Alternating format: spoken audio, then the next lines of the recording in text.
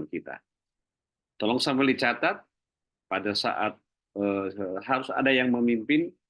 Kalau ini hostnya Samuel, maka dibukalah suatu dengan lagu pujian, jangan semua diikuti, boleh di film hati tapi tidak perlu ada apa namanya, ada mic-nya, dimatikan mic-nya, kemudian diputar lagu dari YouTube, diambil itu dari mana boleh dah. Yang penting ada lagu, kemudian satu orang yang memimpin doa begitu. Nah begitu juga nanti akhirnya ada juga yang memimpin doa dan ada doa yang menutup begitu. Dan juga kita dalam doa itu kita berdoa agar STTHMI dapat menjadi berkat bagi bangsa.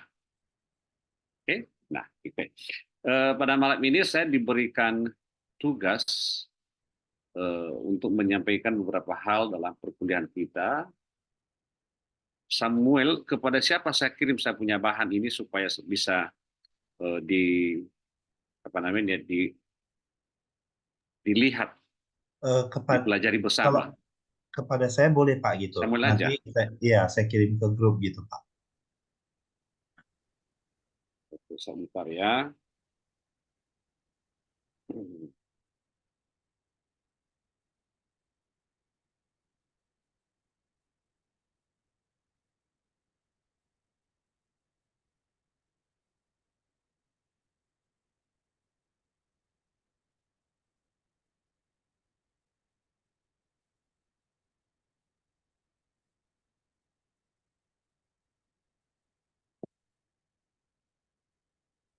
Saya tidak tahu apakah ada nggak diperkenalkan oleh Bapak Siralahi siapa pembicara pada malam hari ini.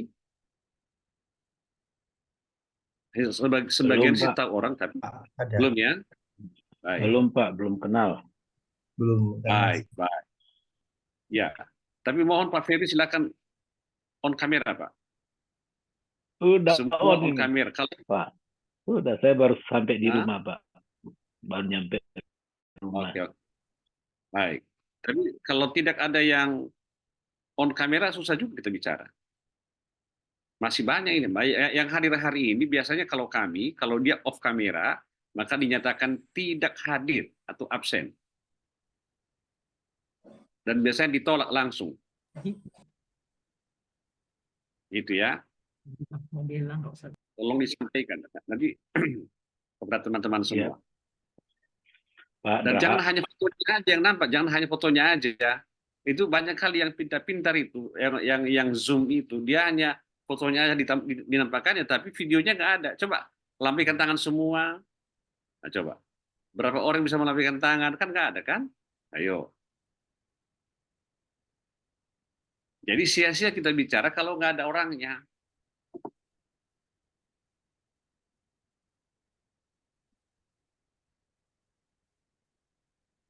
Bukan kasih aja apa namanya itu, bukan kasih apa namanya ini ya, apa namanya itu, reaction, tapi langsung tangannya dilambaikan begitu. Yang hadir kuliah di sini hanya beberapa, nggak ada orang itu satu sekali. Oke, whatever. Udah Sam?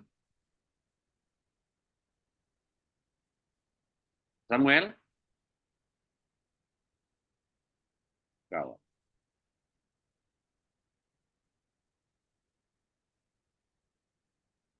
Halo Pak Braha. Samuel? Iya, sudah Pak. Sebentar Pak ya. Saya cari file untuk ditampilkan Pak. Iya, iya, Sebentar. boleh.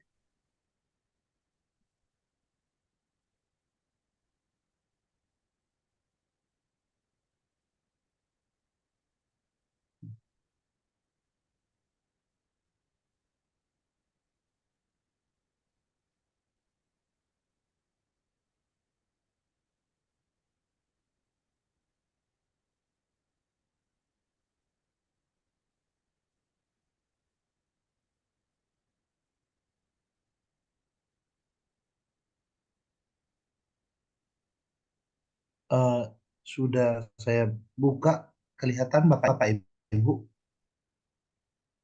Hah? Belum. Iya, Pak. Saya tampilkan atau Belum. Belum, belum. Sam. Belum. belum? Belum kelihatan.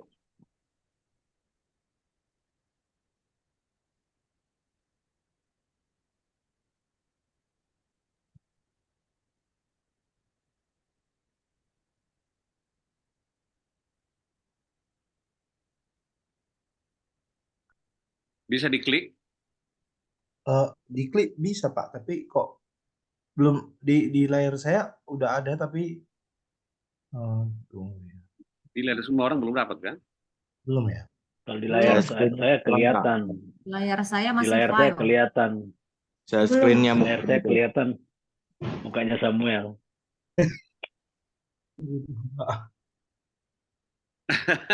Mukanya sama lihat.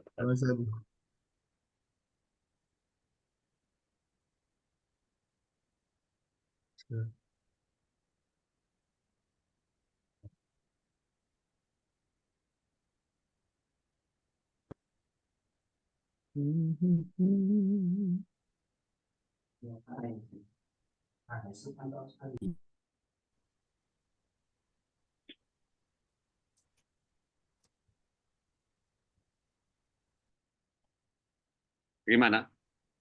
Masih susah? Iya Pak, belum, tunggu bentar ya Pak ya saya. Baik.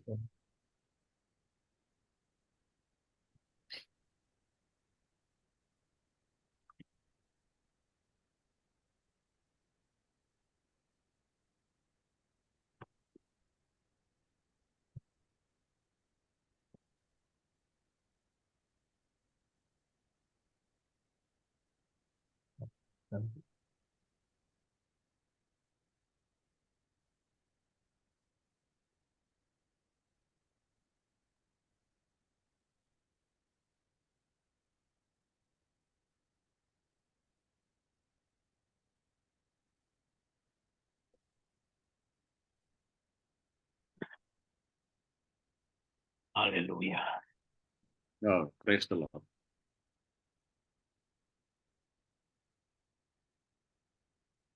Atau kalau saya aja dia sama gimana? Boleh Pak, boleh. Boleh. Oke, coba open dulu. Dia di share screen ya? Iya Pak, di share screen. Ini saya udah di layar saya sih bisa Pak, tapi layar Layar yang lain belum. yang lain belum ya Pak ya? Belum. Mukanya Samuel aja yang keluar.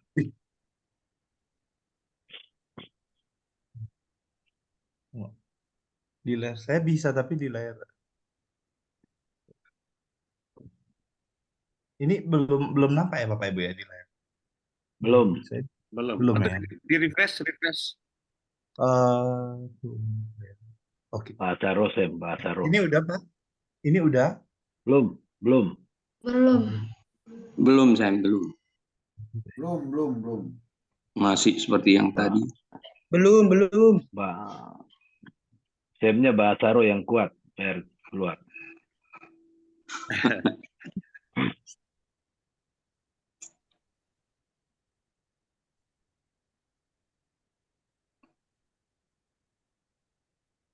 Haleluya.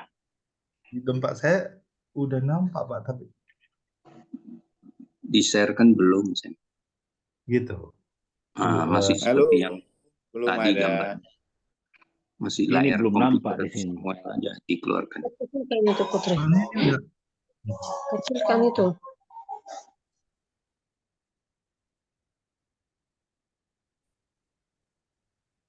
Haleluya. di share screen ini belum? Ini baru mulai. Udah Bapak Ibu. Udah mulai. Sem. Udah mulai. Keluar dia, Sem. Ya, mantap. Tapi dibesarkan. Ya, oke, baik Bapak Ibu. Saya Besarkan sama yang layar belakangnya dihilangkan. Ya, udah. sudah Bapak Ya. Ibu. Sudah. Oke. Baik. Terima kasih banyak. Bapak Rektor kita, Bapak Sulahi, memberikan sama saya tugas untuk menyampaikan tentang kepemimpinan Kristen. Ini semua kan pemimpin-pemimpin semua yang ada di dalam grup ini, sebenarnya tidak perlu saya lagi kita menyampaikan hal-hal begini, karena kita sudah telah melaksanakan sebagai seorang pemimpin di gereja lokal masing-masing. Apalagi kalau sudah gembala sidang, apalagi Bapak Ferry itu, bisa lagi dijawab, dipertanyakan itu. Dan beberapa teman-teman yang lain dalam kelompok ini, sebenarnya nggak usah lagi dikasih tahu tentang masalah kepemimpinan Kristen. Namun karena menjadi suatu tugas yang mulia dari Pak Rektor, nggak mau kami harus menyampaikan hal itu kepada kita semua. Lanjut. Ya, Mas, Pak Samuel, silakan. Oke, jadi tentunya ada dua perbedaan daripada sama-sama pemimpin memang, tapi berbeda dia. Pena yang lirs-lirs itu. Matikan Coba dulu, di Bu. off kameranya. Off-kan dulu apa namanya mic-nya, Bu. Yang mau duluan nanti bawa barang atau alat musik. Sudah Pak, sudah saya off-kan. Sudah ya? Baik. Ganggu navigasi kami di sini, makanya saya minta bantuan. Baik. Ada dua yang berbeda, satu bos dan satu leader. Tentu semua kita tahu bahwa bagaimana leader dan bagaimana bos. Nah, seperti yang di atas itu, bosnya itu duduk di atas kursi dan menyuruh anggotanya, lalu bos itu tidak melakukan apa-apa. Nah, kebanyakan para hamba Tuhan saat ini setelah mereka menjabat sebagai gembala sidang, mereka tidak melakukan lagi misi, tapi justru mereka menyuruh orang lain untuk melakukan misi itu sendiri. Nah, itulah yang salah sebenarnya. Aturannya seorang pemimpin itu dia terjun ke lapangan. Dia harus terjun melihat dan memperhatikan, menjenguk, memperhatikan domba-dombanya, apakah domba-dombanya masih sehat atau ada yang sakit, atau segala macam apa yang mereka alami di tempat mereka. Maka gembala itu atau maka leader itu dia harus terjun ke lapangan dengan cara membawa orang-orang di pihaknya atau yang disebut dengan timnya. Itu dia. Jadi pemimpin itu menunjukkan suatu jalan karena dia tahu jalan. Sementara bos menyuruh orang untuk cari tahu jalan.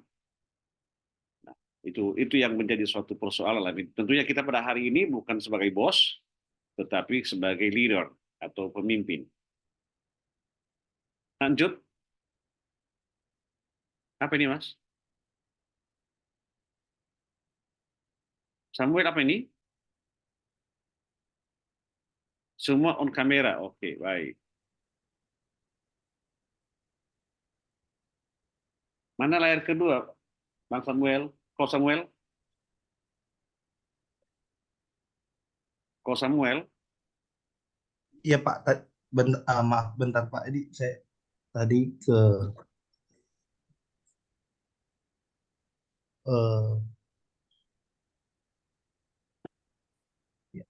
Baiknya jangan mengerjakan yang lain-lain kalau kita sebagai apanya dulu. Iya Pak. Ya, lanjut. Karena mau saya absen atau Pak? Nanti aja. Di absen pada jam-jam terakhir. Baik, Siapa Pak. yang bertahan sampai kesudahannya begitu.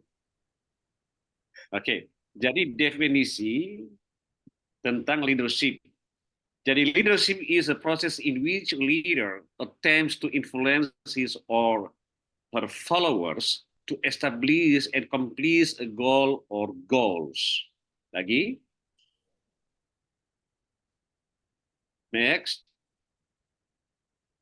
Kemudian leadership is a continuous process with the accomplishment of one goal becoming the beginning of a new goal. Oke. Maksudnya berikutnya. Jadi kepemimpinan adalah sebuah proses di mana seorang pemimpin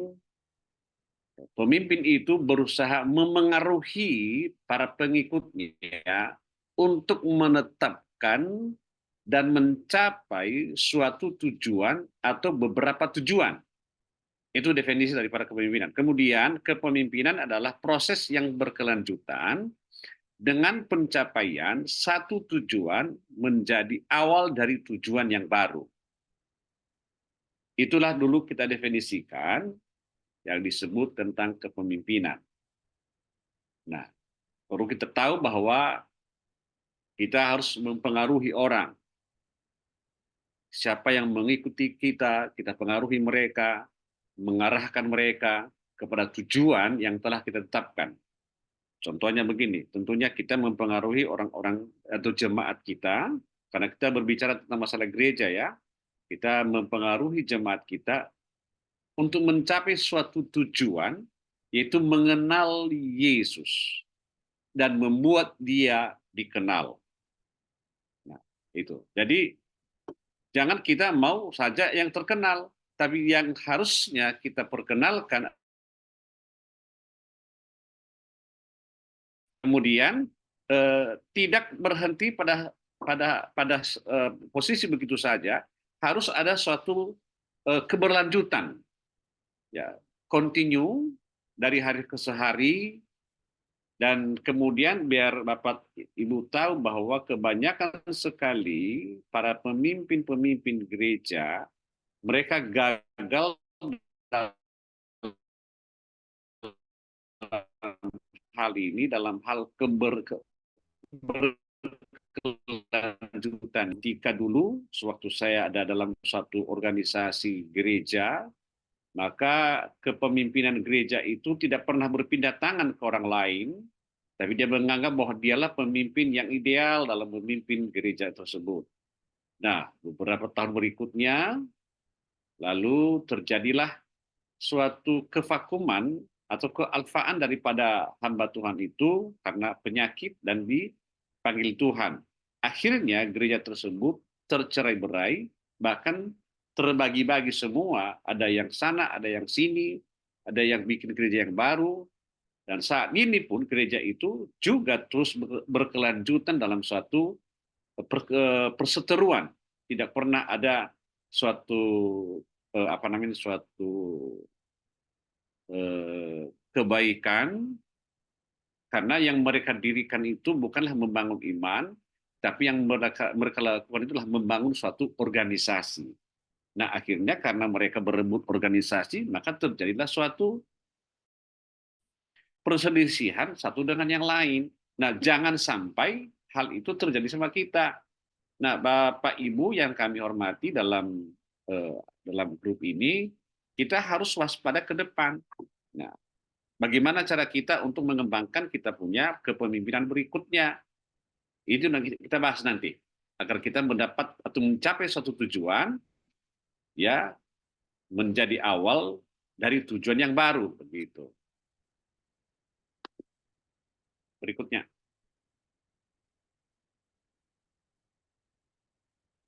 Samuel, oke. Lanjut. Klik aja. Oh. Oke, jadi lanjut. Jadi untuk mencapai tujuan, pemimpin menggunakan kekuasaannya untuk memengaruhi orang lain. Nah, disinilah kita harus menggunakan kesempatan itu agar orang lain itu ikut serta dengan kita mencapai suatu tujuan, di mana ayatkan Yesus dan mengenal Yesus dan membuat dia dikenal. Nah, tentunya kita gunakan kesempatan itu untuk menyampaikan, untuk mengusahakan, untuk mengajak mereka semua, mempengaruhi orang lain agar mereka mengenal apa yang kita perkenalkan kepada mereka. Ya, kemudian kekuatan tersebut dilakukan pada tahap awal. Belum. Nah, kekuatan tersebut dilakukan pada tahap awal dengan memotivasi pengikut untuk menyelesaikan pekerjaan. Dan pada tahap selanjutnya dengan memberi penghargaan kepada mereka yang berkinerja sesuai dengan tingkat yang diharapkan. Nah, inilah hal-hal yang harus mau kita kerjakan dalam hidup kita. Jangan kita vakum saja, tapi tentunya pemimpin itu menjadi suatu motivator bagi para pengikutnya atau bagi para jemaatnya. Ingat ya, kita berbicara masalah gereja, maka saya buat di sini pengikut. Nah, memotivasi mereka tentang apa yang mau kita kerjakan. Jadi kalau sempatlah para hamba Tuhan itu tidak menjadi motivator kepada jemaatnya, maka jemaat itu menganggap bahwa apa yang mereka kerjakan itu hanya merupakan suatu rutinitas saja. Makanya jangan dijadikan gereja kita sebagai gereja rutinitas. Tapi ada suatu hal-hal yang baru yang mereka dapatkan, sehingga jemaat itu dari hari ke hari kepingin mereka mendengarkan apa yang kita sampaikan kepada mereka. Wah, ini pemimpin yang luar biasa, dia mendidik kita, membina kita, menunjukkan jalan yang benar bagi kita, sehingga kita mendapatkan suatu tujuan, atau mencapai pada tujuan apa yang kita harapkan. Nah, saudara, inilah yang harus mau kita terapkan dalam kepemimpinan kita. Next.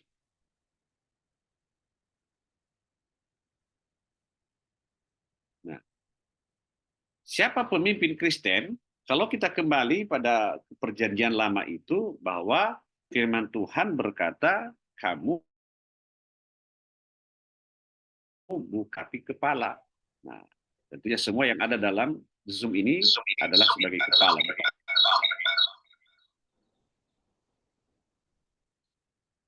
Ada gangguannya? Oke, jadi bagaimana kita membahasnya? Mari baca berikutnya. Dan ini semua tahu ini hal-hal begini. Ayo Sam.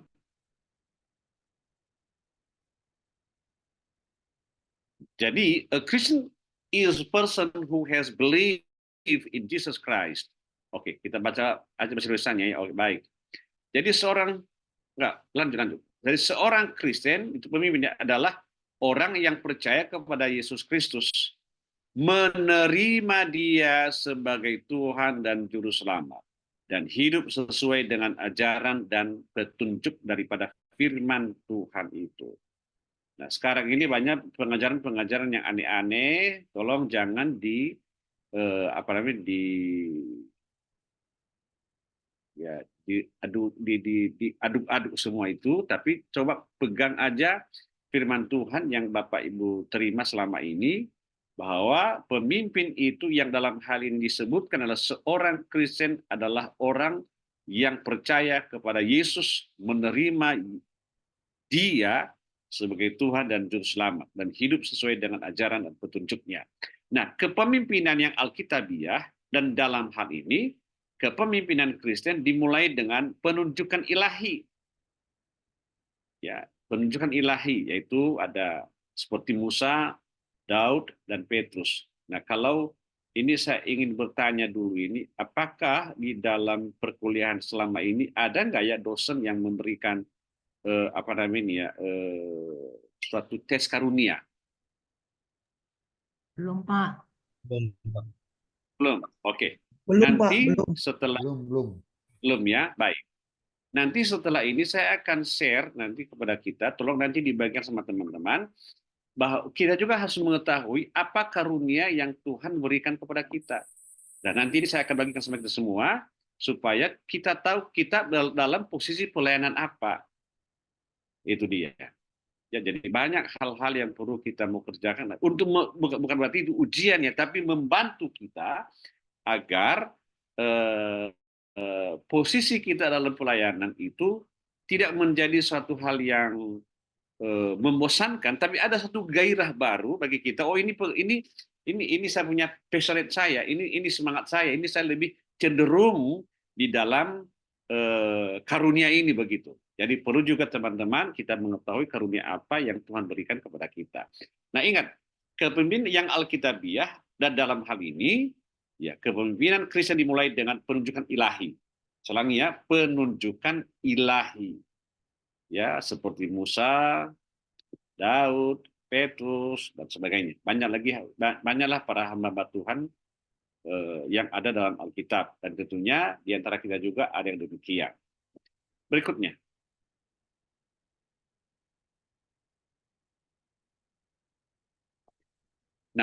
pelatihan dan persiapan misalnya Musa, Timotius disetujui oleh gereja, misalnya penggantian Yudas. Nah, kalau itu kan nanti kan Yudas itu digantikan oleh Matias. Ada juga kadang-kadang dalam gereja hal begitu yang menjadi pengkhianat-pengkhianat juga. Akan tetapi saya sedikit mau sampaikan di sini, tapi tidak ada di dalam materi ini ya, yaitu sebentar.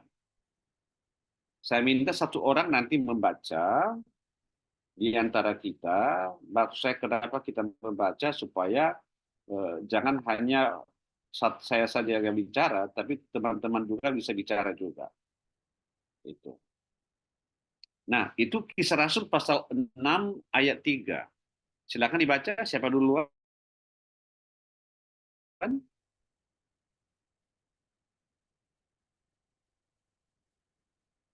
Atau saya unjuk ya, kalau nggak ada. Ibu Amelia Ketaran. Siap, Pak. Ibu, silakan. Kisah Rasul pasal berapa tadi, Pak? Pasal 6 ayat 3 sampai 6. Kisah Rasul pasal 6 ayat 3 sampai ayat yang ke-6.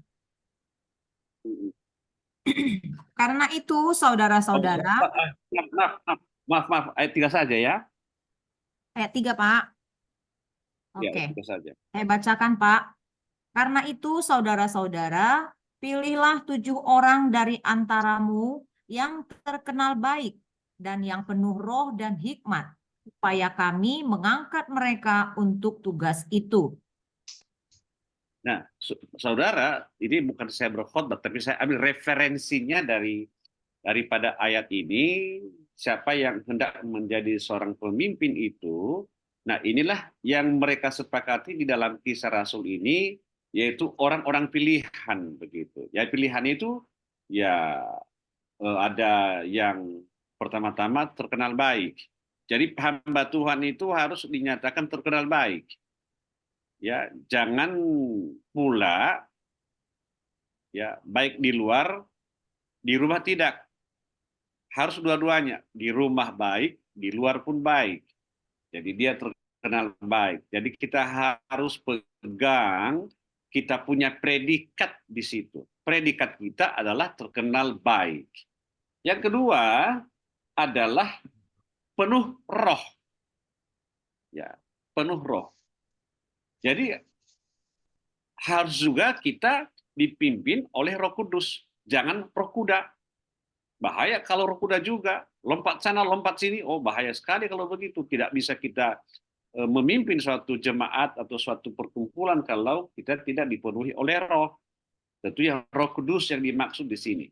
Dan ada juga yang disebut hikmat, pengetahuan. Makanya kita belajar di SCT HAMI agar kita memiliki hikmat. Kita memiliki pengetahuan. Di sinilah kita gali saat ini. Nah, perlu sekali kita belajar. Makanya saya sarankan tempo hari itu sama teman-teman hamba Tuhan, ya para hamba Tuhan di GKB itu, biarlah mereka belajar terus dan terus belajar agar kita memiliki hal ini, memiliki hikmat. Baik sekali kalau mamanya kita mendapatkan ketiga hal ini, yaitu satu, terkenal baik. Tentunya di sini nggak ada lagi ya para suami memukuli istrinya. Dan tentunya para suami harus jujur dengan istrinya. Begitu juga istri jujur dengan suaminya. Dan anak-anak muda jujur dengan orang tuanya. Kalau ada di sini anak muda ya, saya nggak tahu siapa saja kita yang ada di Zoom ini.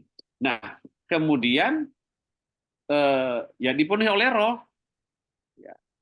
Kalau seandainya kita mau melakukan sesuatu hal, minta pimpinan Roh Kudus agar dia memberikan jalan keluar bagi kita. Di waktu kita banyak tantangan-rintangan, banyak hal-hal yang perlu kita mau kerjakan, maka kita harus banyak berdoa kepada Tuhan agar Roh Kudus menuntun kita. Kemudian ini setiap ada hamba Tuhan yang diangkat atau ditabiskan di gereja kami, dan selalu saya ingatkan akan hal ini, menjadi seorang hamba Tuhan itu, menjadi seorang gembala itu, bahkan juga istrinya, saya selalu kasih nasihat. Nasihatnya begini, sebaiknya kita harus membuka hati kita. Pemimpin itu harus membuka hatinya seluas samudra. Jadi kalau hati kita buka seluas samudra, ingat baik-baik, semua di samudra itu masuk semua ke dalam. Sampah apapun semua diterimanya. Tidak pernah samudra itu menolak kalau ada masuk sampah-sampah semua di lautan sana. Itu dia. Sama halnya kalau dalam gereja, itu juga ada masalah yang kita hadapi, ada selesaikan bersama. Nah, jangan kita lari daripada itu. Akhirnya para hamba Tuhan, mereka lari dari pelayanannya. Kenapa? Karena nggak siap. Jadi kita harus siap menerima semua problem yang terjadi di dalam pelayanan kita. Itu. Jadi harus penuh dengan roh. Kemudian ya kita harus juga punya hikmat. Saya teringat tentang permohonan daripada Salomo. Tuhan berbicara kepadanya, Salomo, apa yang kau minta? Minta harta kekayaan. Salomo nggak minta kekayaan. Nggak minta harta Salomo. Tapi dia minta hikmat. Tapi tercatat Salomo orang terkaya sepanjang masa. Sampai-sampai namanya dicatat dalam Alkitab. Bagaimana luar biasanya Salomo mendapatkan hikmat dari Tuhan. Bahkan ada dia punya Amsal. Itu hikmat dia itu yang ada dalam Amsal. Nah, itu dia. Kemudian yang seterusnya adalah memenuhi kualifikasi Alkitabiah yang ditetapkan untuk seorang pemimpin. Merujuk pada 1 Timotius pasal 3 ayat 1 sampai 14. Tentunya semua orang tahu akan hal ini, nggak perlu lagi dibahas. Kita harus ada kualifikasi kita. Makanya kita harus belajar terus dari Alkitab. Kalau saya ambil bahan saya itu semua dari Alkitab. Tidak dari yang lain-lain. Semua Alkitab. Kita harus memenuhi kualifikasi itu. Silakan dibaca. Sebentar. Pak Herman Tobing membaca 1 Timotius pasal 3 ayat 1 sampai 14.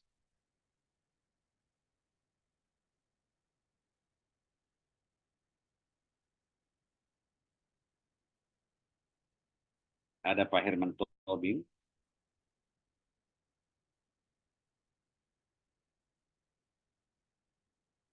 Shalom, Pak Herman Tobing.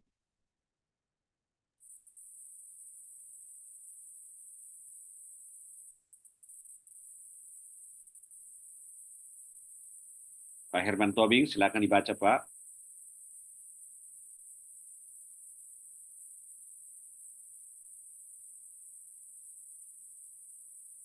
Si mandi kali, Pak. Udah rapture dia, Pak. Udah rapture. Saya aja, dia. Pak. Suaranya ada, Pak. Saya aja, Pak. Yang lain? Saya, Pak. Oke, silakan Bu. Namanya siapa? Ibu Indrawati, Pak. Silakan Bu, silakan. Benarlah perkataan ini. Orang yang menghendaki jabatan penilik jemaat menginginkan pekerjaan yang indah. Karena itu penilik jemaat haruslah seorang yang tak bercacat. Suami dari satu istri dapat menahan diri, bijaksana, sopan, suka memberi tumpangan, cakap mengajar orang. Bukan peminum, bukan pemarah, melainkan peramah, pendamai, bukan hamba uang. Seorang kepala keluarga yang baik, disegani dan dihormati oleh anak-anaknya. Jikalau seorang tidak tahu mengepalai keluarganya sendiri, bagaimanakah ia dapat mengurus jemaat Allah? Janganlah ia seorang yang baru bertobat, agar jangan ia menjadi sombong dan kena hukuman iblis. Hendaklah ia juga mempunyai nama baik di luar jemaat, agar jangan ia digugat orang dan jatuh ke dalam jerat iblis. Ayat 8. Demikian juga diaken-diaken, haruslah orang terhormat, jangan bercabang lidah, jangan penggemar anggur, jangan serakah, melainkan orang yang melihara rahasia iman, dan hati nurani yang suci. Mereka juga harus diuji dahulu, harus ditetapkan dalam pelayanan itu, setelah ternyata mereka tidak bercacat. Demikian pula istri-istri hendaklah orang yang terhormat, jangan pemfitnah, hendaklah dapat menahan diri dan dapat dipercayai dalam segala hal. Diaken haruslah suami dari satu istri dan mengurus anak-anaknya dengan keluarganya dengan baik, karena merekalah melayani dengan baik beroleh kedudukan yang baik, sehingga dalam iman kepada Kristus Yesus mereka dapat bersaksi dengan leluasa. Semua ini Baik. kutuliskan kepadamu. Sudah. Cukup, Pak. Demikianlah firman Dan Tuhan. 14 kan, ya? Amin. Oke, jadi itulah yang menjadi suatu syarat kualifikasi kita. Kalau kita memenuhi kualifikasi yang Alkitabiah ini, udah mantap. Nah, kalau masih belum, tentunya tidak diharapkan agar kita menyesuaikan kita dalam hal kualifikasi ini. Ya. Dan ini tidak perlu, ini bukan khotbah ya, tapi ini hanya membaca dari Alkitab itu supaya kita memenuhi kriteria atau kualifikasi yang Alkitabiah dalam pelayanan kita masing-masing. Ya, jadi pendidik atau pendidik jemaat itu haruslah seorang yang tak bercacat, orang baik-baik lah, suami dari satu istri, nggak boleh laki-laki ada istri sana sini begitu. Dan tentunya orang Kristen nggak pernah begitu ya, semua meyakini bahwa orang Kristen itu hanya satu istrinya. Tapi ada juga yang lain-lain itu. Pernah terjadi di salah satu gereja tempat itu di suatu tempat. Saya nggak mau kasih tahu di mana lokasinya dan di gereja mana dia. Ya, di rumah ada istrinya dan ini gembala sidang. Lalu di luar, dia menggunakan firman Tuhan, bahkan dia mengatakan bahwa Roh Kudus bicara, aku transferkan kepadamu roh yang ada padaku dengan cara melakukan hubungan suami istri. Dan ini hati-hati. Jangan kita menggunakan Alkitab atau perkataan Roh Kudus hanya untuk memuaskan hawa nafsu kita. Ini saya ingatkan bagi kita semua agar jangan kita melakukan hal ini. Makanya perlu sekali kita menahan diri. Seorang hamba Tuhan itu banyak tantangan-tantangan yang dihadapi, yang dialaminya. Kemudian dia harus menahan diri. Nah, ini banyak hal-hal. Ada mungkin karena suatu emosi. Saya pernah sampaikan, ada kalau di Pulau Nias itu ada suatu filsafat zaman dahulu kala, yang mana ada 3 sumber daripada suami itu berkelahi. Satu, oleh karena ternaknya. Kalau di kampung itu kan ternak berkeliaran, contohnya ayam contohnya. Nah, gara-gara itu semua berkelahi, main lempar-lempar ayam satu dengan yang lain. Atau buang kotoran ayam di halaman di rumahnya, bisa juga itu main lempar-lemparan, begitu berantem. Nah, itu harus menahan diri. Yang berikutnya adalah anak-anak. Karena bertetangga itu anak si B berkelahi, maka terjadi lagi perseteruan. Kemudian sang istri kebanyakan ngerumpi. Nah, ini juga perlu juga diwaspadai, bisa menceritain suami orang, sehingga terjadilah suatu perkelahian lagi kembali. Jadi kita harus hindari. Maka dalam hal ini kita harus menahan diri. Banyak hal lagi, ini hanya satu contoh saja begitu terjadi. Kemudian dia bijaksana. Sudah kita bahas, ada hikmat, ada kebijaksanaan, dan kemudian sopan. Nah, para hamba-hamba Tuhan itu mereka juga harus sopan dalam perkataan, dalam tingkah laku kehidupan sehari-hari, dalam berpakaian. Tentunya semua tahu para teman-teman hamba Tuhan tentang kesopanan. Nah, hanya saja ini yang menjadi tantangan kadang-kadang di tengah-tengah keluarga. Ya, ini yang menjadi suatu hal yang tantangan bagi kita, suka memberi tumpangan. Nah, suka memberi tumpangan ini kadang-kadang di zaman sekarang ini agak sulit untuk memenuhi standar ini, Bapak Ibu. Tetapi inilah gaya hidup hamba Tuhan. Gaya hidupnya apa? Suka memberi tumpangan. Nah, itu. Jadi jangan kita menunggu orang lain dia memberi tumpangan bagi kita. Makanya kalau hamba Tuhan itu jangan sampai orang kalau kita duduk bersama-sama teman-teman yang lain sehingga kita menjadi orang yang pura-pura nggak tahu saja, ya siapa yang sedikit berduit dialah yang bayar. Saya minta teman-teman hamba Tuhan yang ada dalam perkuliahan STHM ini jangan demikian. Kesukaan kita, gaya hidup kita adalah suka memberi tumpangan. Setuju ya? Ya, suka memberi tumpangan. Kemudian cakap mengajar orang. Tentu semua tahunya kita cakap mengajar orang. Yang kalau mengajar itu apa yang dialaminya, itu yang disampaikannya. Itu. Kemudian dia bukan peminum, pemabuk maksudnya. Dan dia juga bukan pemarah, tapi ramah orangnya. Makanya Pak hamba Tuhan itu harus banyak senyumnya. Kalau nggak senyum hamba Tuhan, susah juga itu. Jemaat bisa takut sama dia. Makanya saya minta pada hamba Tuhan itu harus gampang senyum. Bapak Ibu tahu kalau kita mau berfoto itu ya biasanya harus senyum. Senyumnya nampak gigi. Sehingga kelihatan kita dalam keadaan bahagia. Walaupun kantong kita kadang-kadang dalam perjuangan begitu. Nah, inilah yang harus kita mau jadikan gaya hidup kita. Gaya hidup kita itu adalah ya ini tadi.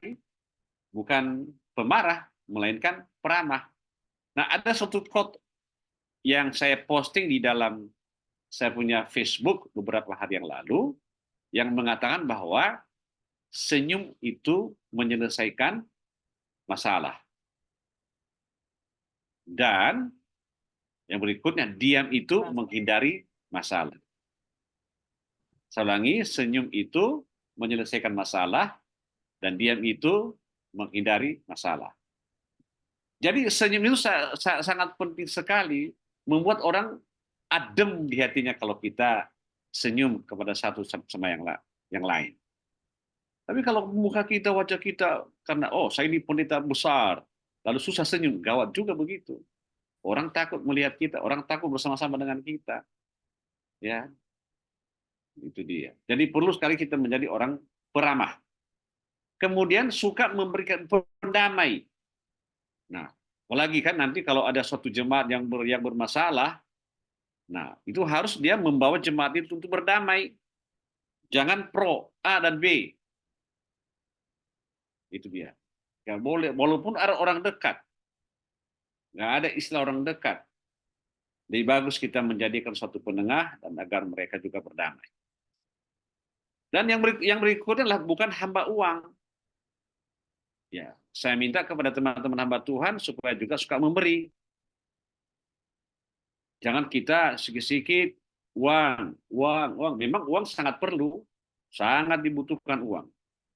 Beberapa hari yang lalu saya ngomong dengan anak-anak di sini, sepanjang hari manusia itu mencari uang. Mencari Tuhan hanya sekali seminggu.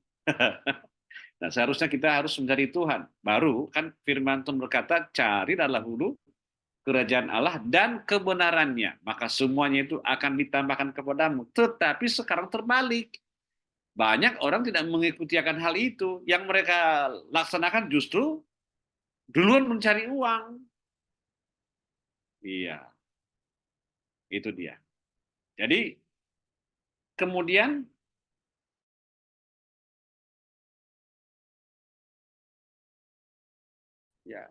kemudian disegani dan dihormati oleh anak-anaknya. Perlu anak-anak juga kita didik mereka agar mereka menghormati orang tuanya. Jangan juga sampai anak-anak itu menghina kita di depan orang. Nggak boleh juga nggak baik juga demikian. Makanya kita harus menjadi pengajar yang baik. Pertama-tama di rumah kita dulu. Itu. Kenapa? Di ayat dia berkata bahwa jikalau seorang tidak tahu mengepalai keluarganya sendiri, bagaimanakah ia mengurus jemaat Allah? Jemaat kita kan banyak, tabiatnya berbeda-beda, sifatnya berbeda-beda, karakternya berbeda-beda. Nah, bagaimana kita mengepalai jemaat yang begitu banyak orang yang sifatnya berbeda-beda, sementara kita punya keluarga sendiri, kita nggak bisa mengaturnya. Itu.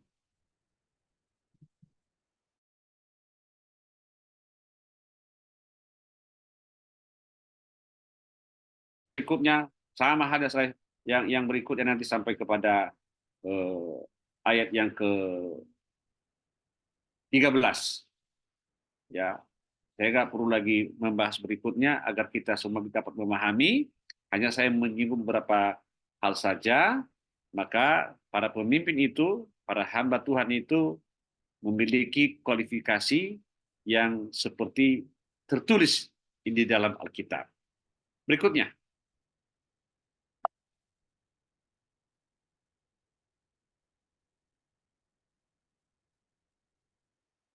Analoginya. Jadi seorang pemimpin dapat digambarkan sebagai manajer atau pengelola. Jadi mengelola jemaat, atau sebagai direktur, atau sebagai pelatih. Lanjut. Bagi pengajar dan penyedia. Itu nggak banyak dibahas di sini. Sam, lanjut saja. Lanjut, ya.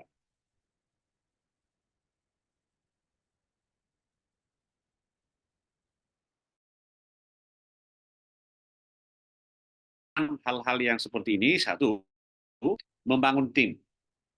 Menjadi pemimpin tunggal di gereja kuranglah efisien. Ya, pekerjaan-pekerjaan yang kita kerjakan itu kurang efisien. Kita harus membangun satu tim yang baik. Nah, bagaimana cara membangun tim yang baik?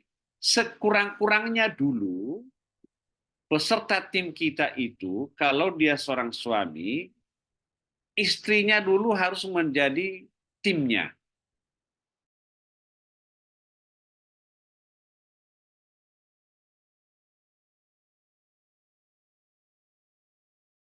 Kepemimpinan gereja, kekristenan adalah keluarganya lebih dulu.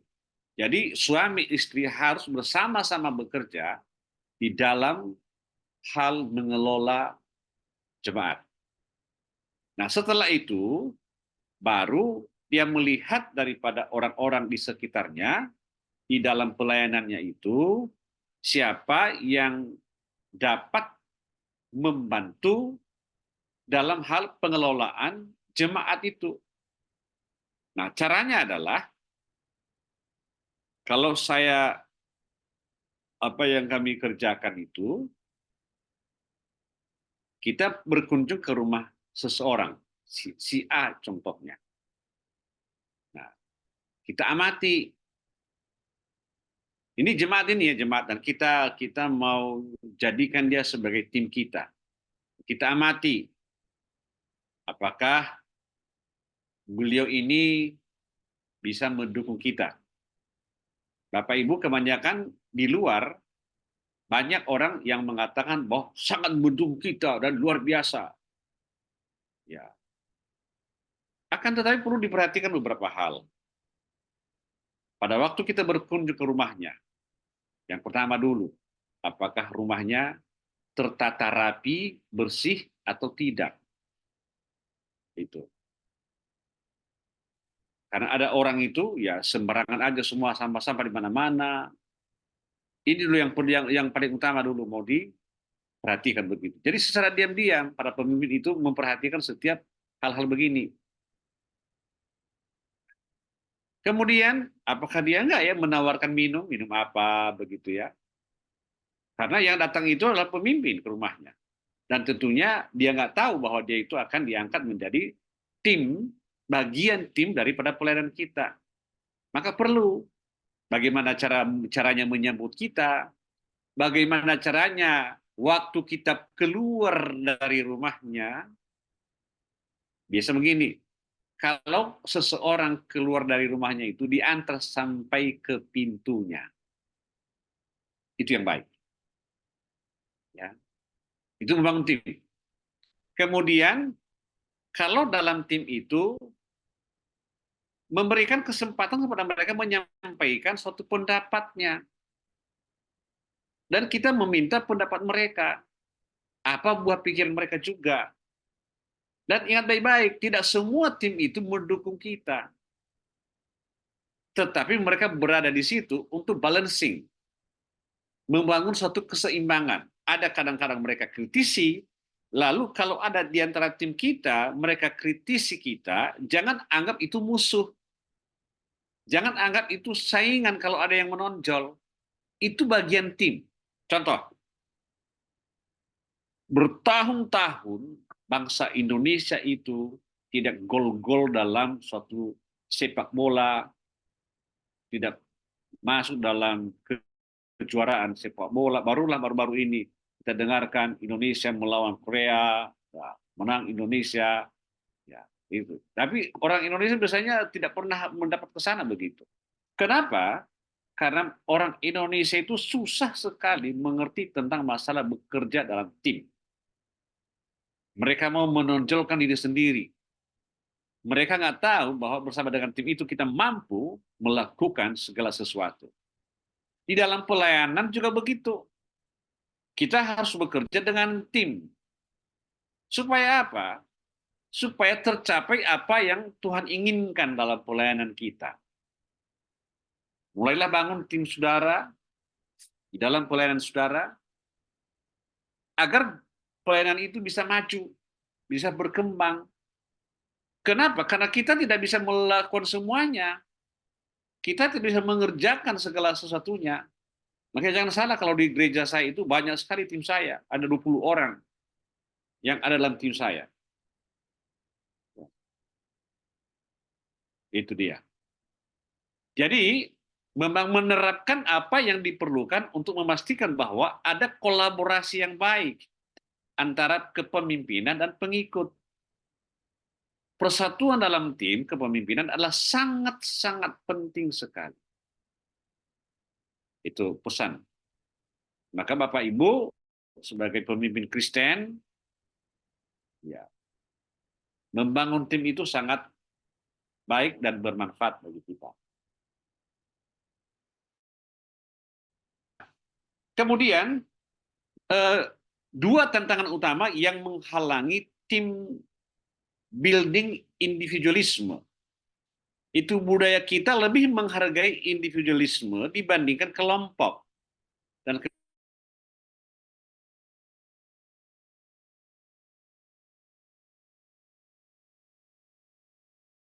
melumpuhkan efisiensi yang efektivitas tim. Kemudian ada konflik. Konflik tidak dapat dihindari.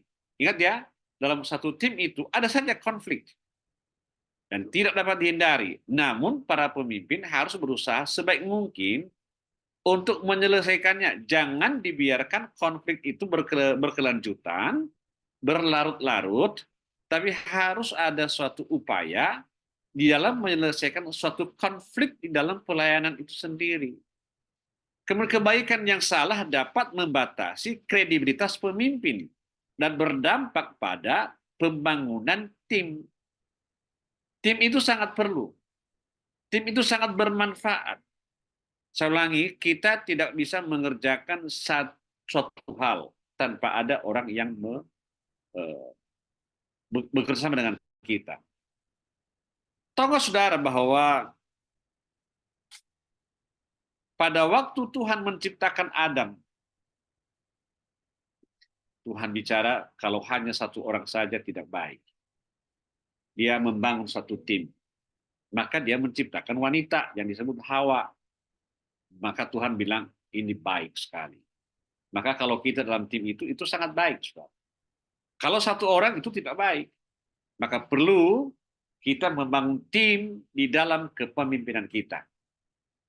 Ya, kita harus bangun. Supaya memudahkan kita mencapai tujuan. Tujuan kita adalah apa? Yaitu mengenal dia dan membuat dia dikenal. Itu tujuan kita. Berikutnya,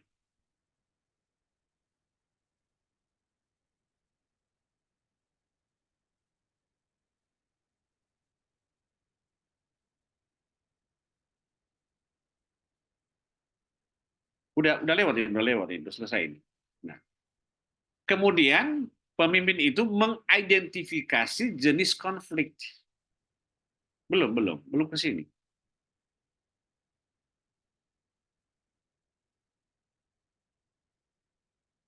Ya, mengidentifikasi jenis konflik mengenai fakta atau situasi. Misalnya, tidak ada uang untuk membeli alat musik yang kita inginkan. Kan banyak itu hal-hal di daerah itu di setiap pelayanan kita. Nah, bagaimana cara mengidentifikasikannya? Contoh lagi yang lain. Konflik mengenai metode atau cara apakah kita membeli cat dan menggunakan jasa pelukis atau membiarkan pelukis mencari bahan dan menambah bayarannya. Ini salah satu contoh saja ya, dalam setiap pelayanan kita harus cari tahu konfliknya. Kemudian konflik atas tujuan atau sasaran. Misalnya apakah kita membeli jubah atau proyektor setelah ulang tahun atau bagaimana. Nah, itu salah satu juga konflik. Dan itu banyak bargaining sekali untuk menunda atau menepati atau melaksanakan, mengeksekusi setiap daripada apa yang kita rencanakan. Nah, kemudian konflik mengenai nilai-nilai. Misalnya, haruskah seorang anggota pergi ke stadion untuk menonton sepak bola? Bolehkah seorang anggota menjual minuman beralkohol? Saya tambahkan ya, bolehkah jemaat itu, contohnya itu mereka jualan rokok, dan sebagainya. Banyak sekali yang disebut konflik. Nah, bagaimana cara kita mengelolanya, menyelesaikannya? Nah, tentunya para pemimpin itu harus bekerja sama, membahas akan hal-hal begini. Jangan sampai konflik itu berkepanjangan. Tapi marilah kita menyelesaikan konflik itu dengan penuh hikmat, agar tidak menjadi suatu bumerang dalam pelayanan kita. Nah, itu perlu sekali kita banyak belajar tentang hal itu. Berikutnya,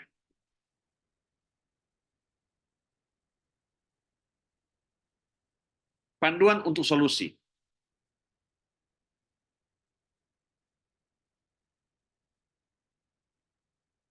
Dapatkan informasi sebanyak mungkin.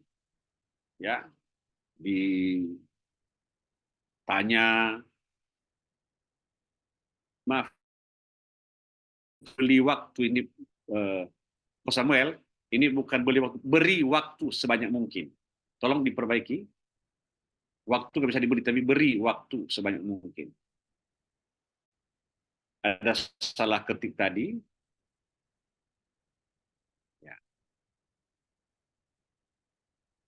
Jadi harus kita mendapatkan informasi dari orang-orang terdekat kita. Jangan kita biarkan juga hal itu berlalu begitu saja. Nah, perlu sekali, Bapak Ibu, kita harus banyak mendengar. Lambat berkata-kata, tetapi cepat untuk mendengar. Nah, ini sangat baik sekali kalau kita mau terapkan dalam pelayanan kita.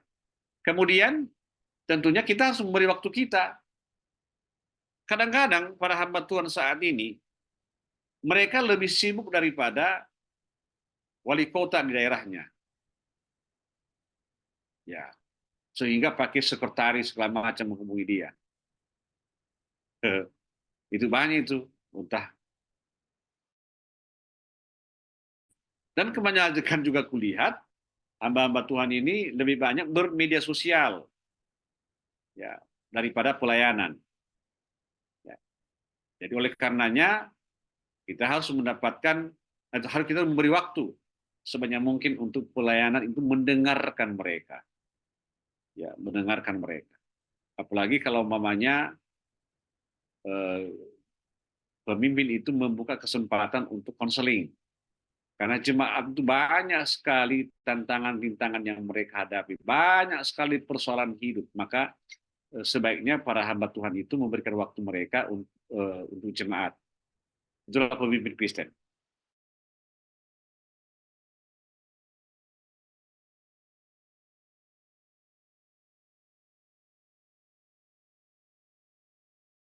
Tapi ini kasus yang mereka hadapi. Apa persoalan yang mereka alami? Jadi kita sebagai pemimpin itu, kita harus mengambil satu sikap, ya, apa langkah-langkah yang harus mau kita kerjakan untuk menyelesaikan itu konflik sendiri. Berikutnya,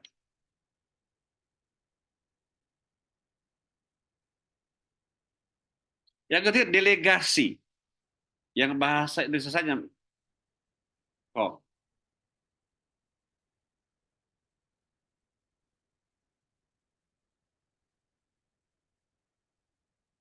nah, ini dia. Hasil panen melimpah.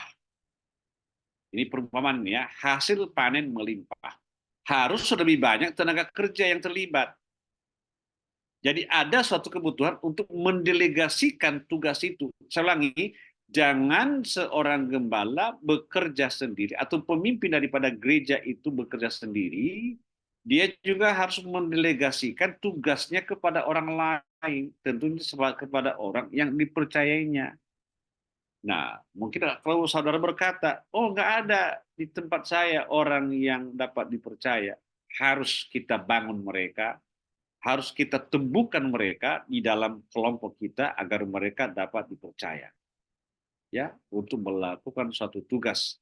Maka gampang bagi kita untuk mendelegasikan suatu tugas itu. Itu dia. Saya di gereja saya itu, saya udah melakukan hal ini. Kalau contohnya kalau saya ada tugas keluar kota, ada acara di gereja saya tentang perjamuan kudus, kan nggak harus saya melaksanakan perjamuan kudus. Ada mungkin penyerahan anak, nggak harus saya melakukan penyerahan anak. Ada mungkin tentang masalah pemberkatan pernikahan, nggak harus saya. Ada orang yang telah ditetapkan untuk itu, yang telah didelegasikan tugas untuk itu. Mungkin ada juga mengunjungi orang yang meninggal dunia, kan harus saya juga. Makanya ada suatu pendelegasian tugas. Bukan berarti kita sebagai pemimpin nggak hadir, enggak. Ada kadang-kadang pada saat-saat tertentu kita berada di luar daripada pelayanan kita, di tempat yang lain. Harus ada orang yang mewakili kita ke situ. Nah, itu dia. Jadi kita harus mampu mendelegasikan tugas. Kemudian delegasi berarti lebih dari sekedar memberi perintah atau sekedar menugaskan tugas. Jangan salah mengartikan pemberian perintah sebagai delegasi. Mendelegasikan berarti melibatkan seseorang dalam suatu upaya dengan mengordinasikan upayanya dengan tujuan sendiri. Itu artinya. Dan kemudian delegasi mengordinasikan orang-orang dan menghubungkan mereka dengan rincian rencana. Hal-hal inilah yang perlu kita mau kerjakan di dalam pelayanan itu. Itu dia. Nah, makanya perlu sekali banyak orang di sekitar kita membangun tim kita dalam pelayanan kita sendiri. Sehingga gampang bagi kita, si Anu mengerjakan ini, si Anu mengerjakan ini, Anu mengerjakan ini. Kan gampang sekali. Contoh, baru-baru ini saya memberikan suatu delegasi suatu tugas kepada jemaat saya. Saya bilang, kamu menangani ini masalah sekolah minggu, kamu menangani ini masalah pemuda. Padahal kepengurusan sekolah minggu ada sendiri, tapi ada satu tujuan yang ingin saya capai dari sekolah minggu sendiri. Begitu juga dalam hal pemuda, ada satu hal yang ingin saya capai. Bagaimana supaya mereka mengadakan KKR pemuda. Dan mereka telah melaksanakannya, dan luar biasa. Luar biasa sekali. Ya, pelayanan itu. Ya. Kemudian, saya juga minta kepada mereka, silakan buat program untuk mengerjakan suatu ada para masih belum, karena itu masih dalam tahap itu, dalam proses, masih belum mereka kerjakan. Nah, satu lagi, buat pertemuan para janda dan lansia.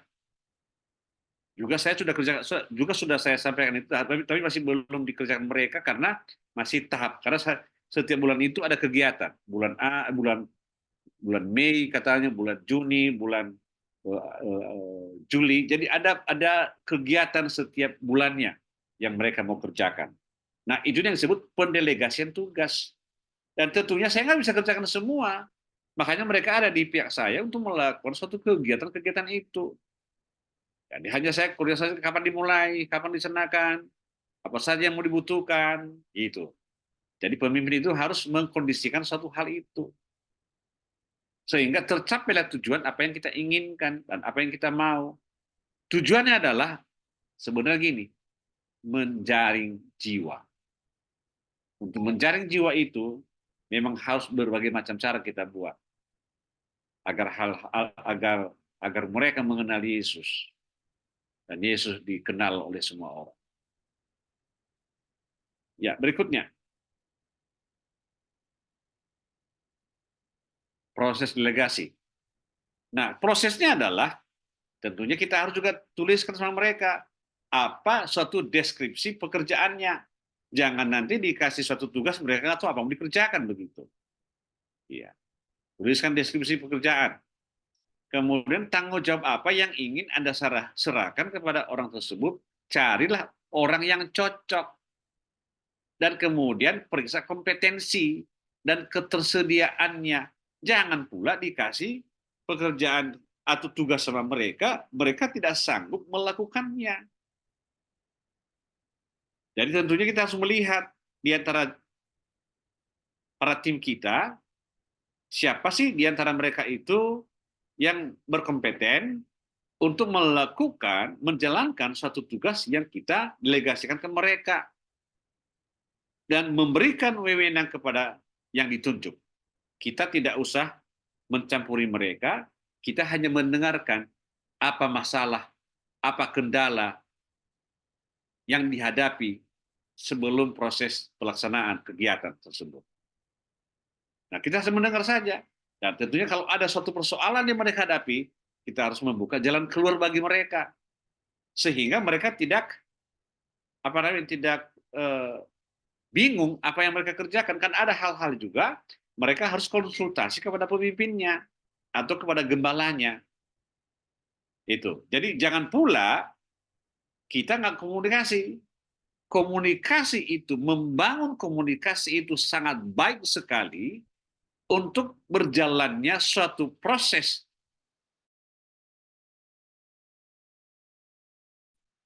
Harus banyak bicara, memberikan waktu untuk komunikasi. Tapi mari kita jemput suatu bola. Gitu. Berikutnya, Mak. Kong.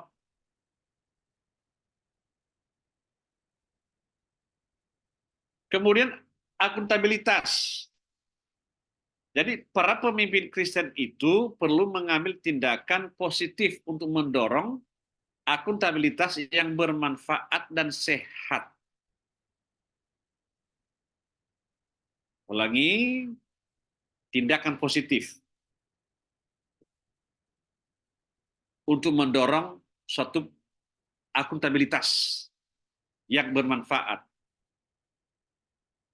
Kita harus melakukan hal ini agar pelayanan kita menjadi sehat.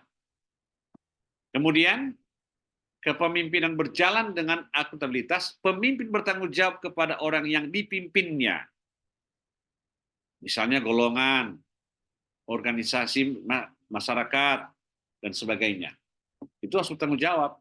Maka jangan pula kita lempar tanggung jawab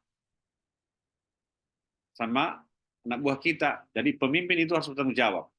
Apa yang dikerjakan oleh timnya dan pemimpin itu bertanggung jawab.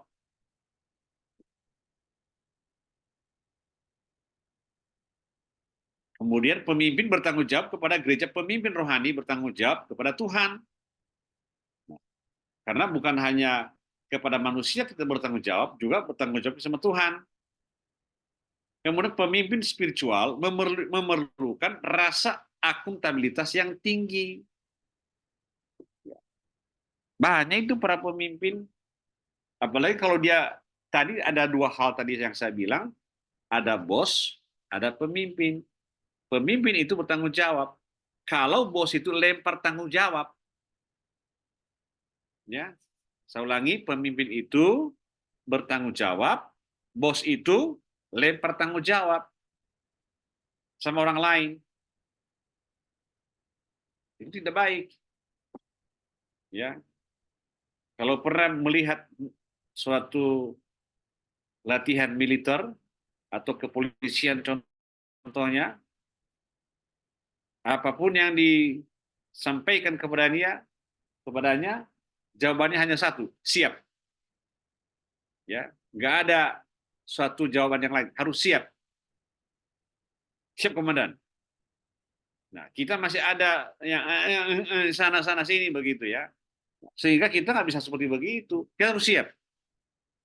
Karena kita orang yang bertanggung jawab. Saya ulangi, rasa tanggung jawab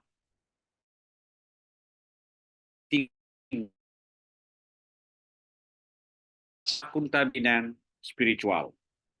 Kenapa?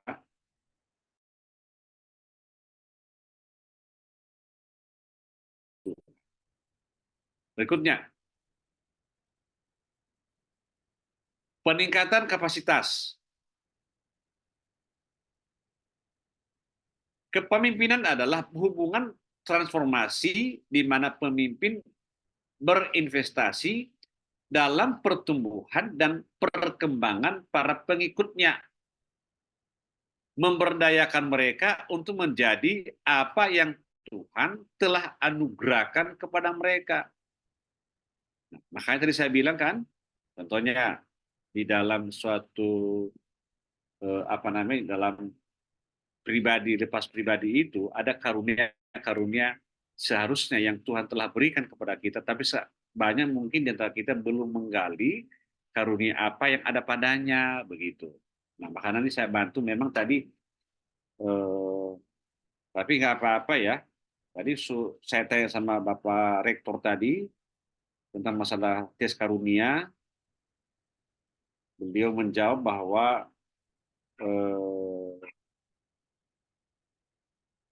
ada mata kuliahnya itu pengembangan karunia. Pada mata kuliah ada tes karunia dan pengembangannya. Jadi ada nanti mungkin pada berikutnya, tapi nggak apa-apa. Walaupun nanti ada demikian, bukan berarti juga tidak baik apa yang mereka buat. Itu justru itu jauh lebih baik. Tapi pada malam hari ini saya juga ingin tahu kepada kita semua karunia apa yang Tuhan berikan kepada kita. Begitu. Nah, kemudian meningkatkan kemampuan agar mampu dan mau berkontribusi dalam mencapai tujuan organisasi, memberdayakan orang, memiliki dan melaksanakan suatu misi. Banyak memang teman-teman dalam satu tim kita kadang-kadang mereka tidak mau melangkah karena takut apa yang mereka ambil suatu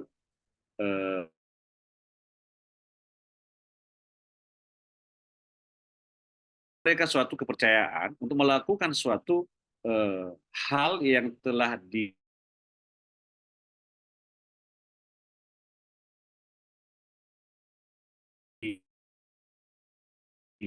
ditugaskan kepada mereka, berikan mereka, mengembangkan kapasitas kita atau kemampuan kita, maka gampang sekali untuk mencapai suatu tujuan pelayanan kita.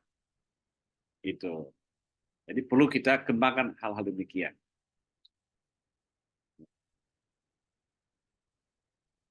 Berikutnya, kepemimpinan Kristen.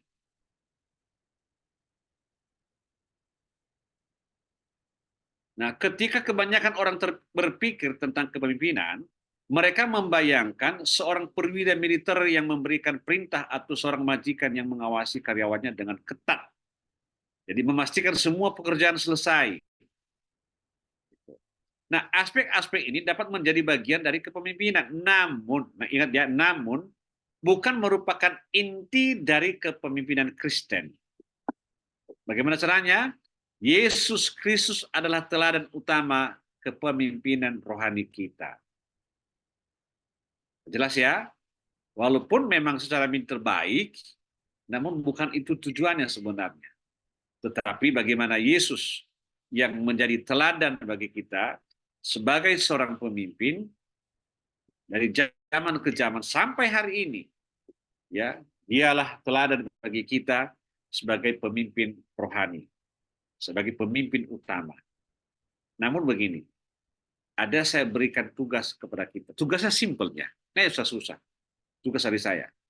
Tugas dari saya adalah sebutkan nama paling tidak 3 orang pemimpin yang saudara kagumi. Jadi ingat ya, tugasnya tuliskan sekurang-kurangnya 3 nama orang pemimpin yang saudara kagumi. Itu dia. Ya. Di Alkitab atau di dunia, Ya. Pak? Di Alkitab atau Di di dunia. negara, Pak? Di dunia, Bu. Politik atau rohani. Ya. Apakah ada pendeta? Terserah. Di akhirat, Bu. Ya. Di mana? Enggak, apa bisa pemimpin politik, Pak? Kayak Soekarno gitu. Boleh-boleh saja. Makanya tulis saja dulu siapa yang menjadi pemimpin yang kita apa namanya ini? Kapan dikumpulkan? Suka ya? Apakah Soekarno pernah?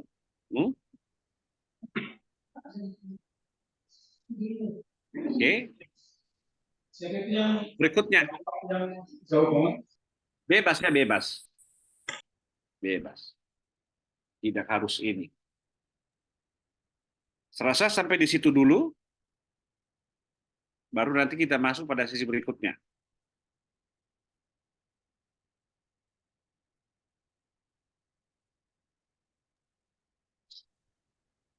Ada pertanyaan? Ada, Pak. Silakan. Saya Joni, Pak. Joni Najara dari Nias, Telo Dalam. Joni. Iya. Sorry. Stop secara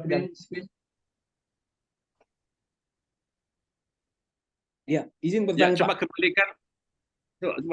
Coba kembalikan layar ini ke layar penuh. Kosam.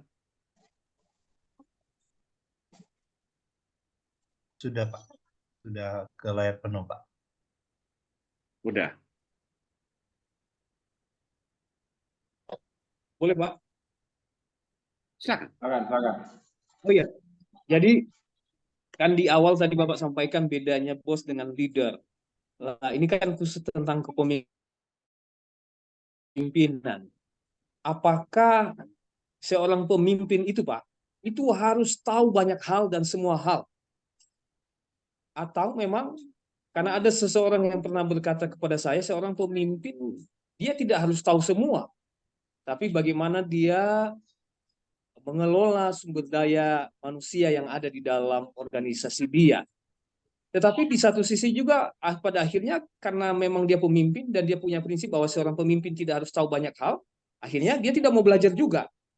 Bagaimana kita menanggapi di posisi seperti itu, Pak? Apakah kita memang seorang tahu banyak hal dan belajar untuk bisa mengetahui segala sesuatu yang berkaitan dengan ruang lingkup kerja kita? Itu saja, Pak. Bisa on cam? On cam?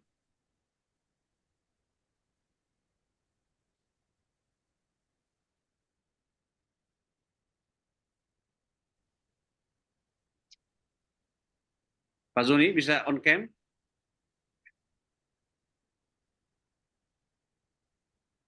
Kayaknya itu on cam, Pak.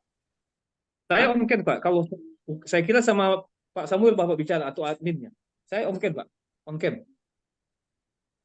Oh, di mana masalah kenapa nggak nampak di saya ini? Wah, ini karena mungkin padam lampu di sini, Pak. Nggak terlihat. Begitu ya? Iya. Kak Eo, sini dulu itu HP itu biar nampak terlihat jelas wajahku yang ganteng ini. Oh, di laptop saya on cam, Pak. Oke, Memang baik. Ya. Saya jawab ya. Apakah apakah pemimpin itu harus tahu banyak hal? Ya, memang juga harus tahu banyak hal, tapi tidak semua hal dia tahu. Kenapa? Kalau dia semua hal dia tahu, berarti dia bukan pemimpin, dia itu malaikat. Gitu dia. Akan tetapi dia harus memiliki pengetahuan. Beda banyak hal yang dia tahu, tapi beda dia harus memiliki pengetahuan. Begitu Pak Nazara. Jadi simpel saja, karena sekali lagi, kalau pertanyaan ini apakah pemimpin itu harus tahu banyak hal, tentunya juga nggak harus juga. Kenapa? Seperti yang saya bilang tadi, itu kita itu jujur ya, saya sendiri tidak tahu banyak hal. Kenapa? Karena saya butuh informasi-informasi dari luar untuk menyampaikan kepada saya hal-hal yang mana. Jadi kalau kita langsung tahu banyak hal juga, ya saya ulangi ya, itu tidak ada manusia yang harus tahu semua, karena itu hanya malaikatlah yang tahu semua banyak hal. Atau kita katakanlah hanya Tuhan Yesuslah yang tahu semua. Makanya bukan berarti tidak tahu, tidak juga harus belajar. Kita juga harus banyak belajar. Nah, itu dia. Banyak belajar tentang masalah ya yang berhubungan dengan apa yang kita mau ketahui begitu. Dan contohnya begini, ada orang berpendidikan sudah doktor contohnya ya, dan sudah doktor dia, tidak semua dia tahu. Jangan salah. Karena dokter apa dia? Contohnya, dia mungkin sekolah teologi. Sekolah teologi dia mengambil jurusan apa? Dia juga nggak semua tahu begitu. Jadi punya kapasitas masing-masing sesuai dengan apa yang dipelajarinya begitu. Nah, contohnya orang teologi ya, berbicara masalah politik, itu nggak sinkron dia. Orang-orangnya yang sarjana teologi ya nggak sinkron kalau berbicara masalah politik. Itu. Nah, atau ada hal-hal yang lain. Makanya begini, contoh Pak Nazara,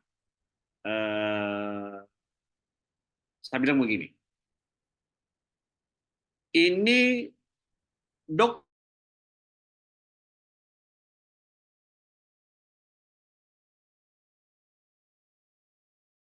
komunikasi langsung, ajak mic-nya Pak Nazara, Pak Joni. Ya Pak. Pak Joni di sini. Ada. Dokter bisa jadi pendeta nggak nih? Dokter bisa jadi pendeta? Bisa. Ya. Bisa ya? Bisa.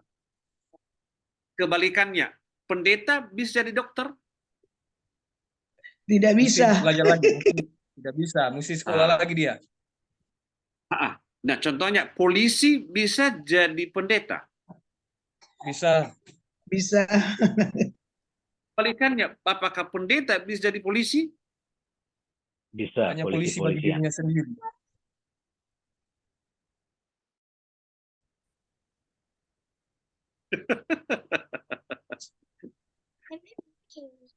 Sudah jelas ya Pak Nazara?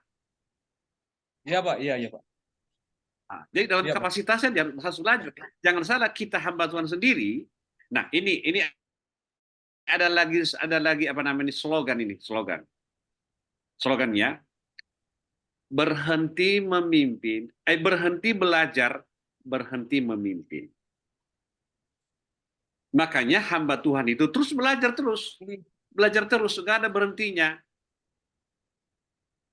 Ya, ini tempo hari saya sampaikan, ini saya kutip daripada perkataan Bapak Pendeta Andreas Sustono, dan saya kembali sampaikan hari ini pada acara Rehat di bulan Oktober yang lalu di Bogor, bahwa sistem begini, berhenti belajar, berhenti memimpin. Jadi para hamba Tuhan itu nggak boleh berhenti belajar. Jangan, udah gembala sidang, sudah sarjana teologi, haleluya, maka saya tidak belajar lagi. Penuhlah dengan Roh Kudus, amin, haleluya. Nah, ingat baik-baik. Pada suatu ketika kalau dia hanya mengandalkan Roh Kudus, tidak mau belajar, ini salah satu suatu ilustrasi pada Nazara. Ada yang bernama Yohanes dan Petrus. Nah, Yohanes ini belajar sungguh-sungguh tiba pada mata kuliah bahasa Yunani. Yohanes belajar. Si Petrus mengandalkan doa dan Roh Kudus. Itu bahasa Yunani. Lalu tiba pada masa ujian, Yohanes mengerjakan soal-soalnya. Petrus kebingungan. Lalu Yohanes bertanya, Pet, bagaimana soalmu? Beres? Ini mereka teman baik ini. Iya, Yohanes. Rupanya Roh Kudus nggak mengerti bahasa Yunani.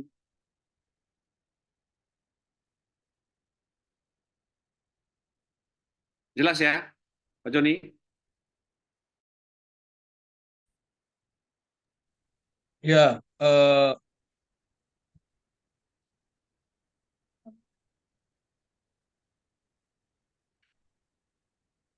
masih Halo? agak bingung tentang Petrus dan Yohanesnya, Pak. Sorry, Pak.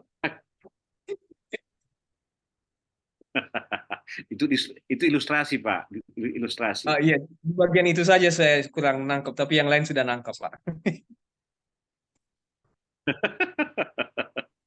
Gini, Berarti Yohanesnya berdoa belajar. Tuhan. Nah, Yohanesnya belajar sungguh-sungguh, Petrusnya tidak Ya. mengandalkan doa dan Roh Kudus. Akhirnya tiba pada masa ujian, Petrus berkata, Yohanes bertanya, bagaimana ujianmu, Petrus? Iya, Yohanes, rupanya Roh Kudus nggak ngerti bahasa Yunani. Coba. Itu jawab Petrus. Disalahkan ya Roh Kudus, kan? Oh iya, menyalahkan Roh Kudus. Oke.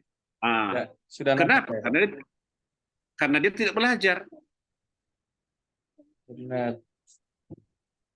Benar. Jelas ya? Jelas, Pak, jelas, Pak. Oke, baik. Ada lagi?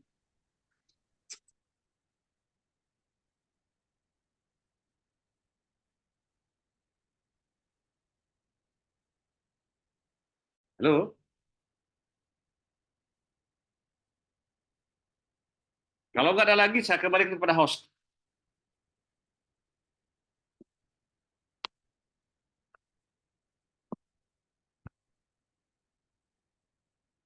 Saya kirim sekarang tes karunia ya. Baik. Ada lagi Bapak Ibu yang mau bertanya kepada Pak dosen?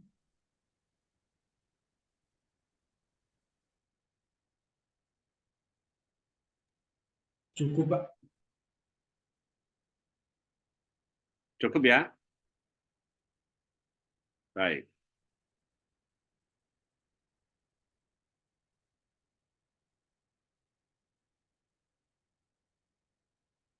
Oke. Sekitar berapa menit lagi ini? 20 20 menit lagi. 20 menit lagi. Lanjut.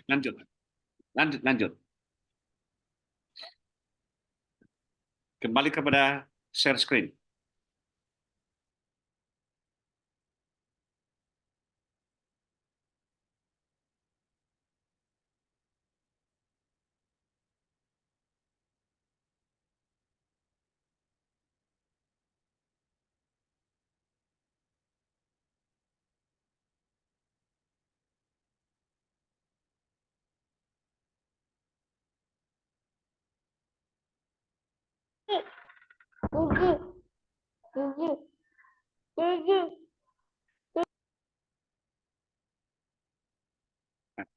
Oke, coba yang lain dimatikan mic-nya. Nah, kita bicara sekarang Christian leadership atau kepemimpinan kekristenan. Lanjut.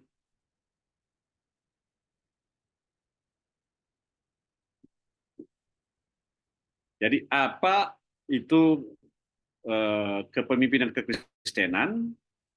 Lanjut.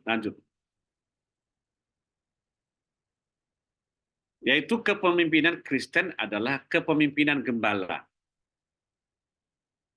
Dan Bapak Ibu itu saya ada menulis buku, ada 5 judul buku, dari kelimanya itu hanya satu yang tidak berhubungan dengan kepemimpinan, yaitu buku petunjuk konseling keluarga dan pernikahan. Namun sebaiknya selain itu tentang masalah kepemimpinan, yang pertama-tama di launching tempo hari itu ada buku kepemimpinan generasi baru.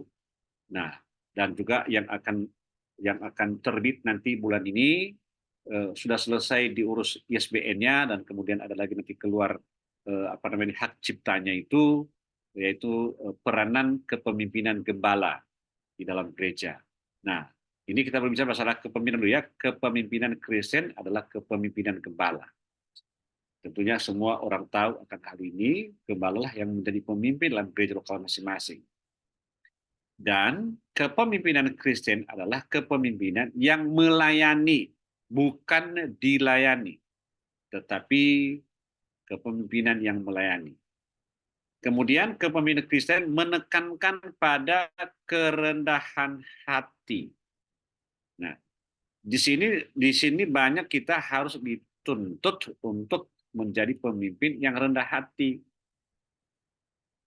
Ada seorang tokoh, tokoh ini saya kagumi juga. Tokoh, kalau pernah dengar pemimpin India, yaitu Mahatma Gandhi. Mahatma Gandhi dia adalah pemimpin yang sangat luar biasa, orang yang rendah hati. Dia mampu itu mengusir penjajah, yaitu Inggris, di daerahnya, di negara India itu dengan sistem, dengan tidak kekerasan, non-violence. Jadi itu dia punya semboyan, non-violence. Kemudian, saudara, hanya saja ada suatu wartawan tempo hari mereka bertanya sama dia, Gandhi, siapa pemimpin yang engkau kagumi?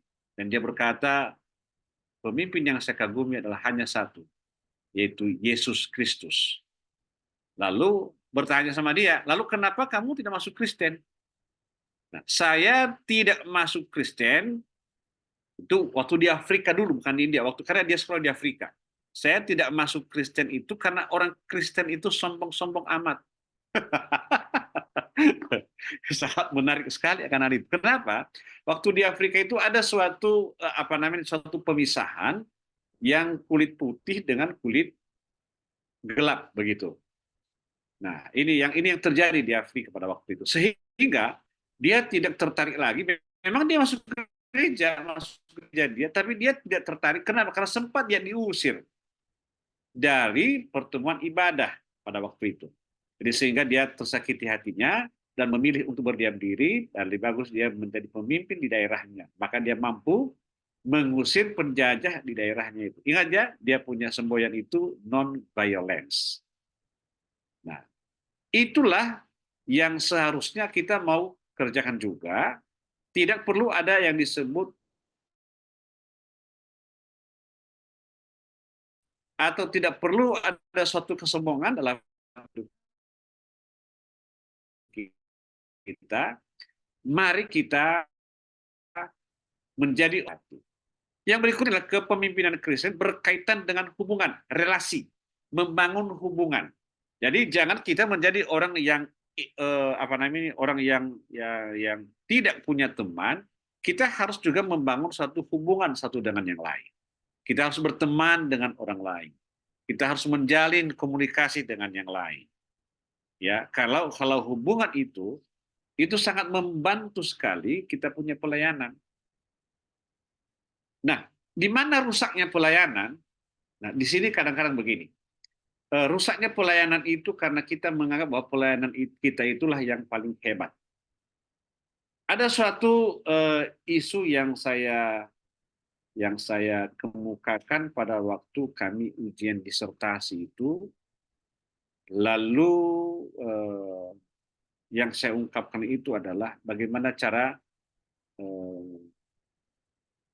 agar hamba Tuhan satu dengan yang lain itu ada komunikasi yang baik, membangun hubungan begitu. Kenapa? Ada sesuatu yang terjadi antara gembala sidang Sinode A dengan Sinode B. Mereka itu memiliki persoalan berkepanjangan. Kenapa? Karena jemaatnya pindah ke jemaat yang lain. Yaitu yang tadi saya bilang dari Gembala Sidang Sinode B. Dan Sinode A berkata, wah ini saya punya, ini mencuri domba. Ada istilah mencuri domba. Nah kalau kita mengerti Bapak Ibu, bahwa domba itu bukanlah milik kita. Domba itu miliknya Tuhan. Kita hanya yang mengerjakan. Dan inilah yang menjadi suatu persoalan klasik di tengah-tengah para hamba Tuhan. Nah, yang jadi persoalan, kita nggak pernah mengajak mereka minum kopi bersama. Alangkah baiknya, ya, kalau seandainya para pemimpin itu bisa ngopi bersama, makan siang bersama.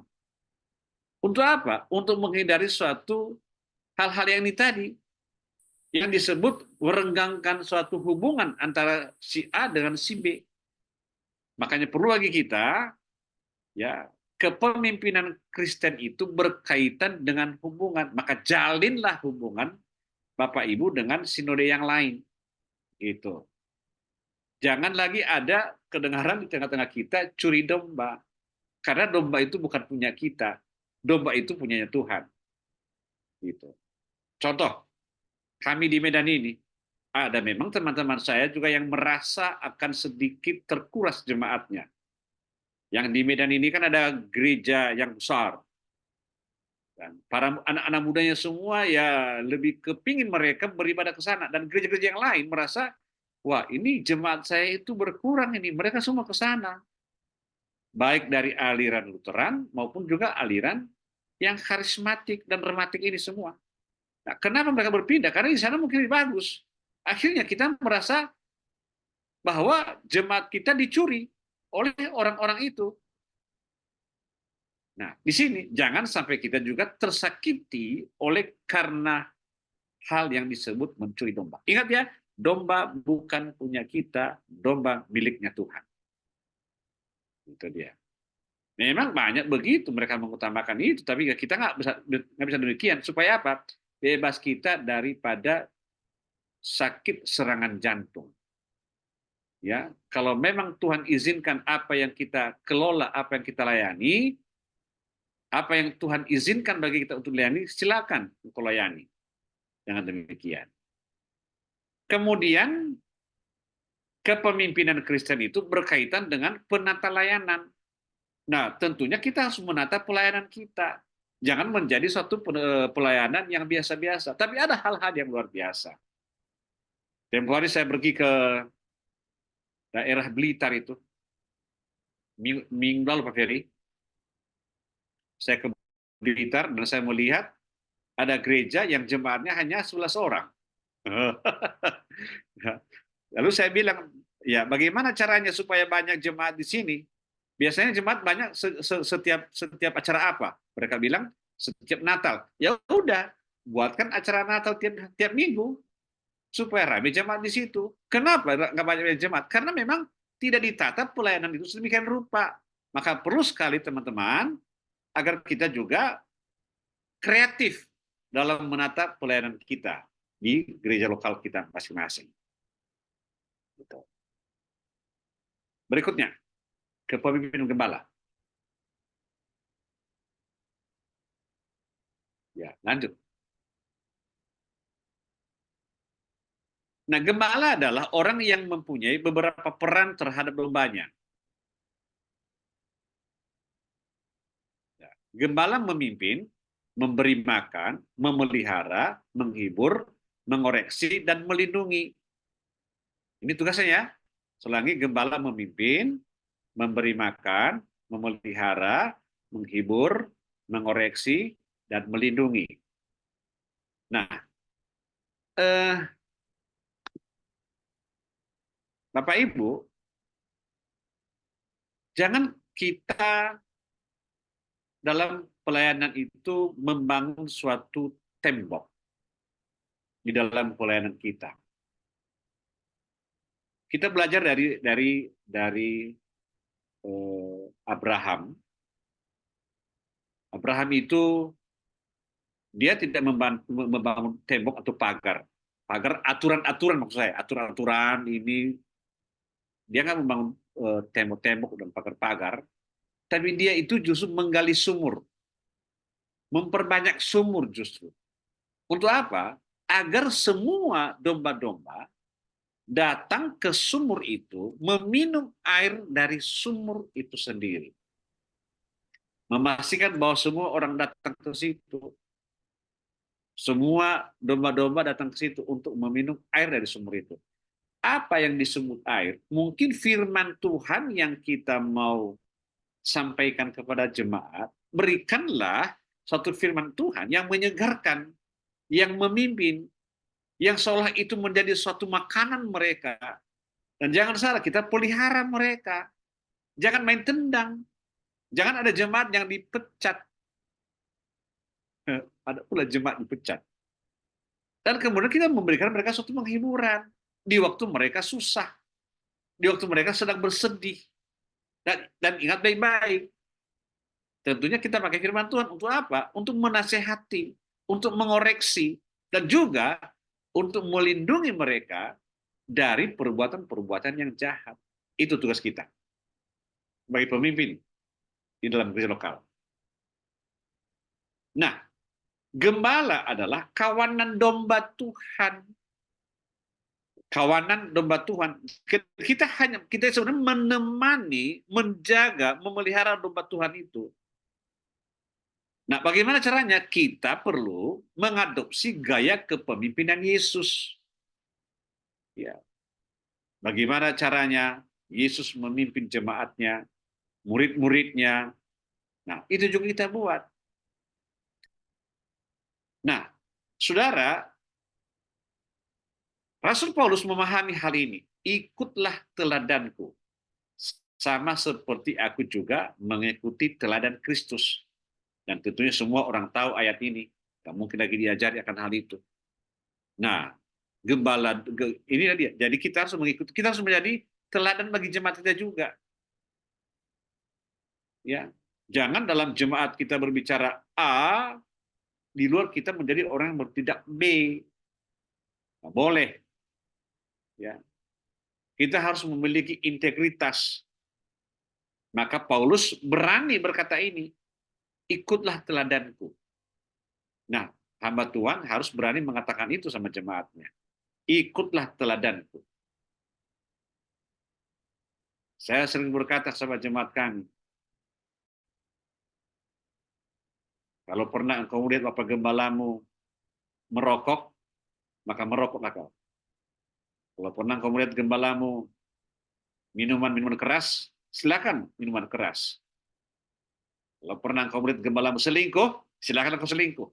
Tapi sampai hari ini mereka tidak menemukan hal itu. Maka saya berani berkata, ikutlah teladanku. Sama seperti aku juga mengikuti teladan Kristus. Nah, kemudian pemimpin Kristen adalah orang yang mengikuti Kristus dan mengilhami orang lain untuk mengikuti dia juga. Nah, dengan cara kita itu orang lain dapat terilhami, dapat terpengaruh mereka untuk mengikuti Yesus. Jangan pula oleh karena kita, maka hati mereka itu pudar. Hambar hatinya. Pendeta pun begitu. Saudara, ada satu cerita kemarin. Ada seseorang ini pengacara ini. Dia keliling-keliling gereja dan ada gereja terdekat di sini. Dan dia berkata, ini saya tidak nyaman berada di sana. Kenapa? Karena sehabis ibadah, mereka mengajak saya ke suatu tempat untuk meminum minuman yang beralkohol. Dan itu tidak nyaman bagi saya. Ya. Jadi, tidak baik juga hal demikian.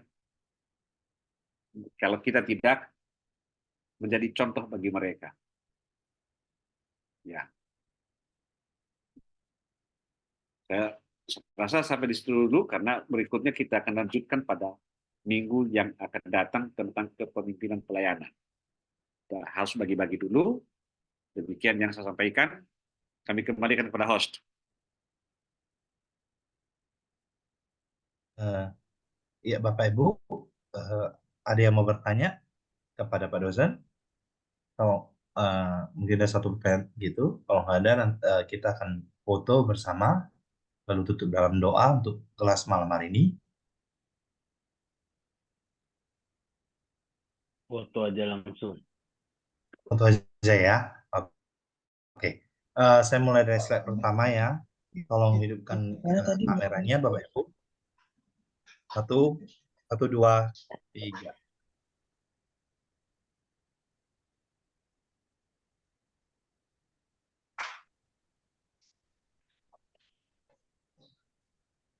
Untuk slide kedua,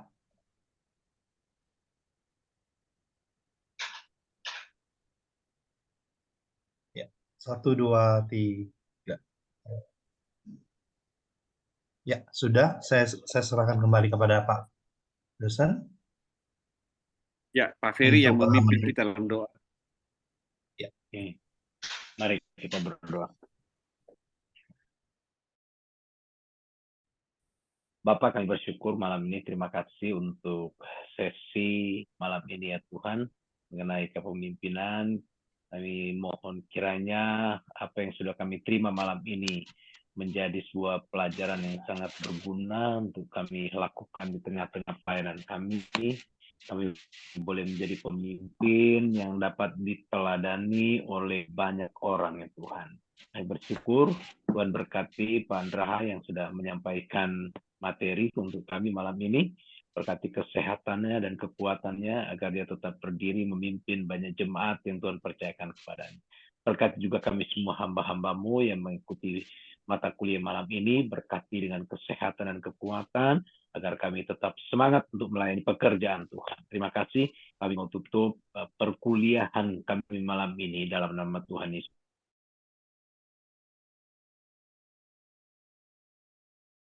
Kristus saya berdoa. Amin. Amin. Shalom, Tuhan berkati. Terima kasih. Terima kasih, Pak Braha. Terima kasih, Pak dosen. Terima kasih, Pak Pak dosen. dosen, Berkati. terima kasih Pak Kuliah malam dosen. ini. Berkati. Selamat malam. Terima kasih Pak Salam dosen. sehat Terima kasih. semua, selamat istirahat, Tuhan berkati. Selamat, selamat. Kita bertemu lagi minggu depan. Terima kasih banyak.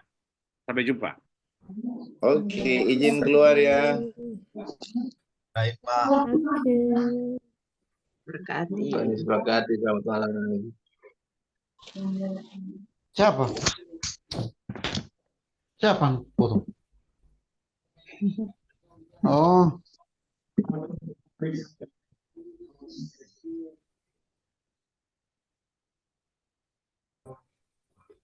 Sampai ketemu minggu depan, Bapak Ibu. Saya izin keluar juga ya.